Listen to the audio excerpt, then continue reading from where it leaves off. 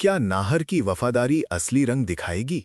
क्या रूही की सच्चाई सामने आने पर अग्नि का खेल खत्म होगा? और क्या पलक की खुशियों की कीमत अंततः सब चुकाएंगे? इन झकझोर देने वाले सवालों के बीच कहानी एक ऐसे मोड़ पर आ खड़ी हुई है जहां रिश्ते, वफादारी और हक दांव पर लगे हैं। तेरा है मन सुंदर का ये ताज़ा एपिसोड, जहां नाहर जी को बचाने के बाद रूही अपनी जान हथेली पर रखकर सबको बाहर निकालती है, एक अविस्मरणीय दृश्य प्रस्तुत करता है। गुंडों से लड़कर अपनी जान को जोखिम में डालकर अपने पति की रक्षा करना, ये रूही की अपने प्यार के प्रति अटूट निष्ठा को दर्शाता है। जब वो कहती है, मेरे सामने इतनी मुश्किलों के बाद भी हम साथ हैं, मेरे लिए बस इतना ही काफ़ी है, तो ये उसके निस्वार्थ प्रेम की गहरी मिसाल बन जाती है।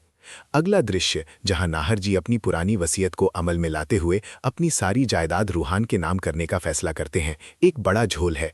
दादी का ये कहना, लेकिन नाहर, अब तो तुम जिंदा हो, हम सबके साथ हो, तो हमें सब कुछ रूहान के नाम करने की क्या जरूरत है, इस फैसले के पीछे के पारिवारिक और भावनात्मक उलझनों को उजागर करता है।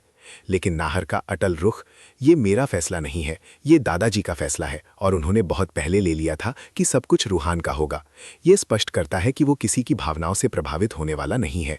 यहाँ पर छोटी माँ का हस्तक्षेप, मैं कभी सोच भी नहीं सकती ना कि तुम अपने बच्चे के लिए इतना खुदगर्ज हो सकते हो, एक महत्वपूर्ण मोड़ लाता है।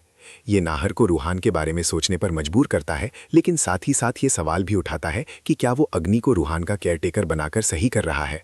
पलक का किरदार भी एक बड़ा रोल निभाता है। उसकी नौकरी का वापस मिलना और बॉस का खुश होना उसकी लगन और मेहनत का फल है। लेकिन जब वो पिंकू जी से कहती है, दादू मेरी नौकरी मुझे वापस मिल गई है, तो फिर ये काम क्यों करना है, तो ये उसके आत्मसम्मान और भविष्य की योजनाओं को दर्शाता है।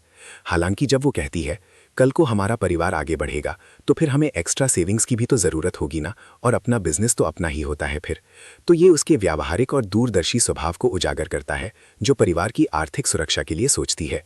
कहानी का सबसे चौंकाने वाला मोड़ तब आता है जब रूही खुद को नाहर की पत्नी बताते हुए प्रॉपर्टी पर अपना हक जताती है। जहां तक मुझे याद है, अभी तक तो कानूनी तौर से नाहर जी की पत्नी मैं ही हूं, तो इस घर पर नाहर जी के साथ साथ मेरा भी पूरा हक है। ये बयान अग्नि के गेम को पूरी तरह पलट देता है। रूही का डीएनए टेस्ट का प्रस्ताव, रूहान की असली मां मैं हूं, ना कि अग्नि, अग्नि के सारे दावों पर पानी फेरने वाला है।